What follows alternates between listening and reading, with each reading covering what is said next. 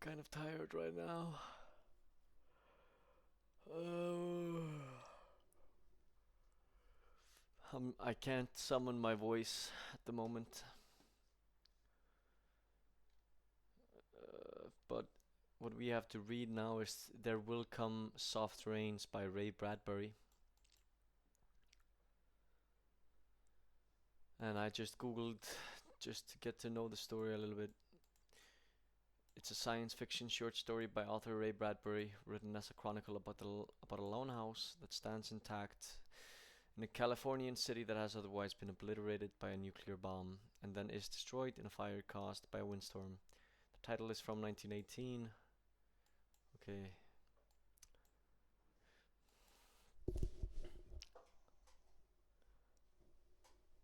There Will Come Soft Rains by Ray Bradbury. In the living room, the voice clock sang, tick tock, 7 o'clock, time to get up, 7 o'clock, as if it were afraid that nobody would. The morning house lay empty. The clock ticked on, repeating and repeating its sounds into the emptiness. 7-9, breakfast time, 7-9. In the kitchen, the breakfast stove gave a hissing sigh and ejected from its warm interior 8 pieces of perfectly browned toast, 8 eggs sunny side up, 16 slices of bacon, 2 coffees, and 2 cool glasses of milk. Today is August 4th, 2026, said a second voice from the kitchen ceiling. In the city of Allendale, California. It repeated the date 3 times for memory's sake. Today is August 4, 2026. Today is August 4th, 2026. Today is Mr. Featherstone's birthday. Today is the anniversary of Telida's marriage. Insurance is payable, as are the water, gas, and light bills. Somewhere in the walls, relays clicked, memory tapes glided under electric eyes. 8-1, tick tock, 8-1, oh clock, off to school, off to work, run, run, 8-1. But no doors slammed, no carpets took the soft tread of rubber heels. It was raining outside. The weather box on the front door sang quietly. Rain, rain, go away, umbrellas, raincoats for today. And the rain tapped on the empty house, echoing. Outside, the garage chimed and lifted its door to reveal the waiting car. After a long wait, the door swung down again. At 8:30, the eggs were shriveled and the toast was like stone. An aluminum wedge scraped them into the sink, where hot water whirled them down a metal throat which digested and flushed them away to the distant sea. The dirty dishes were dropped into a hot washer and emerged twinkling dry. 9:15, sang the clock, time to clean. Out of warrens in the wall, tiny robot mice started. The rooms were a crawl with the small cleaning animals, all rubber and metal. They thudded against chairs, whirling their mustached runners, kneading the rug's nap, sucking gently at hidden dust. Then, like mysterious invaders, they popped into their burrows. Their pink electric eyes faded. The house was clean. 10 o'clock, the sun came out from behind the rain. The house stood alone in a city of rubble and ashes. This was the one house left standing. At night, the ruined city gave off a radioactive glow which could be seen for miles. 10:15. The garden sprinklers whirled up in golden founts, filling the soft morning air with scatterings of brightness. The water pelted window panes running down the charred west side, where the house had been burned. Evenly free of its white paint, the entire west face of the house was black, save for 5 places. Here the silhouette in paint of a man mowing a lawn. Here, as in a photograph, a woman bent to pick flowers. Still farther over, their images burned on wood in one titanic instant. A small boy, hands flung into the air higher up, the image of a thrown ball, and opposite him a girl, hands raised to catch a ball which never came down. The 5 spots of paint, the man, the woman, the children, the ball remained. The rest was a thin charcoal layer. The gentle sprinkler rain filled the garden with falling light. Until this day, how well the house had kept its peace, how carefully it had inquired. Who goes there? What's the password? And getting no answer from lonely foxes and whining cats, it had shut up its windows and drawn shades in an old maidenly preoccupation with self-protection which bordered on a mechanical paranoia. It quivered at each sound. The house did. If a sparrow brushed the window, the shade snapped up. The bird, startled, flew off. No, not even a bird must touch the house. 12 noon. A dog whined, shivering on the front porch. The front door recognized the dog voice and opened. The dog, once huge and fleshy, but now gone to bone and covered with sores, moved in and through the house, tracking mud. Behind it and whirred angry mice, angry at having to pick up mud, angry at inconvenience. For not a leaf fragment blew under the door, but the wall panels flipped open and the copper scrap rats flashed swiftly out. The offending dust, hair, or paper seized in miniature steel jaws was raced back to the burrows. There, down the tubes which fed into the cellar, it was dropped into the sighing vent of an incinerator, which sat like evil Baal in a dark corner. The dog ran upstairs, hysterically yelping to each door, at last realizing, as the house realized, that only silence was there. It sniffed the air and scratched the kitchen door. Behind the door the stove was making pancakes, which filled the house with a rich baked odor and the scent of maple syrup. The dog frothed at the mouth, lying at the door, sniffing, its eyes turned to fire. It ran wildly in circles, biting at its tail, spun in a frenzy and died. It lay in the parlor for an hour. 2 o'clock, sang a voice. Delicately sensing decay at last, the regiments of mice hummed out as softly as blown grey leaves in an electrical wind. 2:15. The dog was gone. In the cellar, the incinerator glowed suddenly and a whirl of sparks leaped up the chimney. 2:35. Bridge tables sprouted from patio walls. Playing cards flirted onto pads in a shower of pips. Martinis manifested on an oaken bench with egg salad sandwiches. Music played, but the tables were silent and the cards untouched.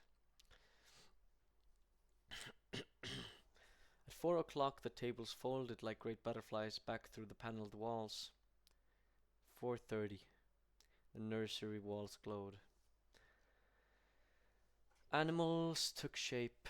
Yellow giraffes, blue lions, pink antelopes, lilac panthers, cavorting in crystal substance. The walls were glass, they looked out upon color and fantasy. Hidden films clocked through well-oiled sprockets, and the walls lived. The nursery floor was woven to resemble a crisp cereal meadow. Over this ran aluminum roaches and iron crickets, and in the hot still air butterflies of delicate red tissue wavered among the sharp aroma of animal spores. There was the sound like a great matted yellow hive of bees within a dark bellows, the lazy bumble of a purring lion, and there was the patter of okapi feet, and the murmur of a fresh jungle rain, like other hoofs falling upon the summer-starched grass. Now the walls dissolved into distances. Now the walls dissolved into distances of parched grass, mile on mile, and warm endless sky. The animals drew away into thorn breaks and water holes. It was the children's hour. 5 o'clock. The bath filled with clear hot water. 6, 7, 8 o'clock. The dinner dishes manipulated like magic tricks, and in the study a click in the metal stand opposite the hearth, where a fire now blazed up warmly. A cigar popped out, half an inch of soft grey ash on it, smoking, waiting. 9 o'clock. The beds warmed their hidden circuits, for nights were cool here. 9:05. A voice spoke from the study ceiling. Miss McClellan, which poem would you like this evening? This house was silent. The voice said at last, Since you expressed no preference, I shall select a poem at random. Quiet music rose to back the voice. Sarah Teasdale, as I recall your favorite. There will come soft rains, and the smell of the ground, and swallows circling with their shimmering sound, and frogs in the pools singing at night, and wild plum trees in tremulous white. Robins will wear their feathery fire, whistling their whims on a low fence wire. And not one will know of the war, not one will care at last when it's done. Not one would mind, neither bird nor tree, if mankind perished utterly. And spring herself, when she woke at dawn, would scarcely know that we were gone. The fire burned on the stone hearth, and the cigar fell away into a mound of quiet ash on its tray. The empty chairs faced each other between the silent walls, and the music played. At 10 o'clock the house began to die. The wind blew, a falling tree bough crashed through the kitchen window. Cleaning solvent bottled shatters.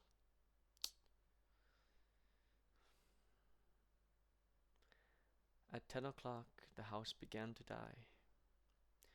The wind blew, a falling tree bough crashed through the kitchen window. Cleaning solvent, bottled, shattered over the stove. The room was ablaze in an instant. Fire! Screamed the voice. The house lights flashed. Water pumps shot water from the ceilings. But the solvent spread on the linoleum, licking, eating under the kitchen door, while the voices took over up in chorus. Fire! Fire! Fire! The house tried to save itself. Doors sprang tightly shut, but the windows were broken by the heat, and the wind blew and sucked upon the fire. The house gave ground as the fire and 10 billion angry sparks moved with flaming ease from room to room and then up the stairs. While scurrying water rats squeaked from the walls, pistoled their water and ran for more, and the wall sprayed let down showers of mechanical rain. But too late. Somewhere sighing, a pump shrugged to a stop. The quenching rain ceased. The reserve water supply which had filled baths and washed dishes for many quiet days was gone. The fire crackled up the stairs. It fed upon Picassos and Matisses in the upper halls, like delicacies baking off the oily flesh, tenderly crisping the canvases into black shavings. Now the fire lay in beds, stood in windows, changed the colors of drapes. And then reinforcements from attic trapdoors, blind robot faces peered down with faucet mouths, gushing green chemical. The fire backed off, as even an elephant must at the sight of a dead snake. Now there were 20 snakes whipped over the floor, killing the fire with a clear cold venom of green froth. But the fire was clever. It had sent flame outside the house, up through the attic to the pumps there. An explosion. The attic brain which directed the pumps was shattered into bronze shrapnel on the beams. The fire rushed back into every closet and felt of the clothes hung there. The house shuddered, oak bone on bone. It bared skeleton cringing from the heat. Its wire, its nerves revealed as if a surgeon had torn the skin off to let the red veins and capillaries quiver in the scalded air. Help! Help! Fire! Run! Run! He'd snapped mirrors like the first brittle winter ice, and the voice wailed, Fire! Fire! Run! Run! Like a tragic nursery rhyme. A dozen voices high low, like children dying in a forest. Alone. Alone. And the voices fading as the wires popped their sheathings like hot chestnuts. 1, 2, 3, 4, 5 voices died. In the nursery the jungle burned, blue lions roared, purple giraffes bounded off. The panthers ran in circles, changing colors, and 10 million animals, running before the fire, vanished off towards the distant streaming river. 10 more voices died. In the last instant, under the fire avalanche, other choruses, oblivious, could be heard announcing the time. Cutting the lawn by remote control mower, or setting an umbrella frantically out and in. The slamming and opening front door, a thousand things happening, like a clock shop when each clock strikes the hour insanely before or after the other. A scene of maniac confusion, yet unity. Singing, screaming, a few last cleaning mice darting bravely out to carry the horrid ashes away, and one voice, with sublime disregard for the situation, read poetry aloud in the fiery study, until all the film spools burned, until all the wires withered and the circuits cracked. The fire burst the house and let it slam flat down, pumping out spurts of spark and smoke. In the kitchen, an instant before the rain of fire and timber, the stove could be seen making breakfasts at a psychopathic rate.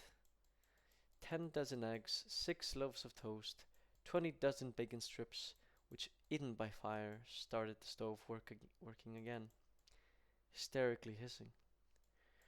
The crash, the attic smashing into kitchen and parlor, the parlor into cellar, cellar into subcellar, deep freeze, armchair, film tapes, circuits, beds, and all like skeletons thrown into a cluttered mound deep under. Smoke and silence, a great quantity of smoke. Dawn showed faintly in the east. Among the ruins, one wall stood alone. Within the wall, a last voice said, over and over, again and again, even as the sun rose to shine upon the heaped rubble and steam. Today is August 5th, 2026. Today is August 5th, 2026. Today is August 5th, 2026. Okay, that's the story, boys. It's pretty good, I guess. I didn't really like it that much. It's not like I dislike the story, it's just like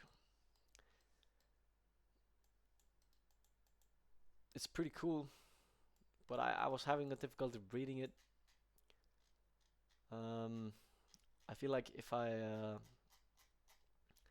get into like the mood and the vibe and read it a few times and consider how I should read it out loud, then yeah, it might even be like really good, and I would enjoy it a lot. But it was nice. GG's.